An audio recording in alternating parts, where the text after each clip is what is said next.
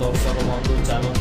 निकटी खबर पर नजर देवा लोकको लगी बड़ चढ़ा आहरी महंगा हम खाद्य सामग्री कारण अगस्ट मासरे बढ़ुची खुचरा मुद्रा स्थिति अगस्ट मासरे खुचरा मुद्रा स्थिति वृद्धि पाई 3.5% रही खबर गणशिक्षा मंत्री नित्यानंद गंड बिना दयर शैक्षिक सहाय कार्यक्रम शुभारंभ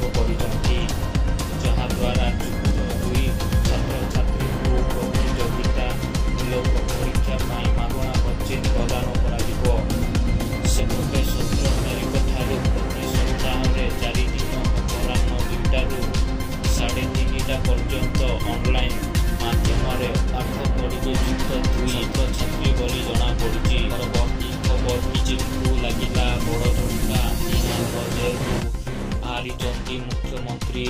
अरविंद केजरीवाल 156 दिन पर से जेल मुकुली सुप्रीम कोर्ट तांकु जामिन प्रदान करिसंती। परवर्ती खबर ओडिशा रे बर्ड फ्लू स्थिति रे सुधार आसिला खाईपारे एबे आपण चिकेन अंडा सेपटे जो अंचल रे बर्ड फ्लू संक्रमण होइथिला सेठारे समस्त कुकुड़ा को मारी दिया जाइछि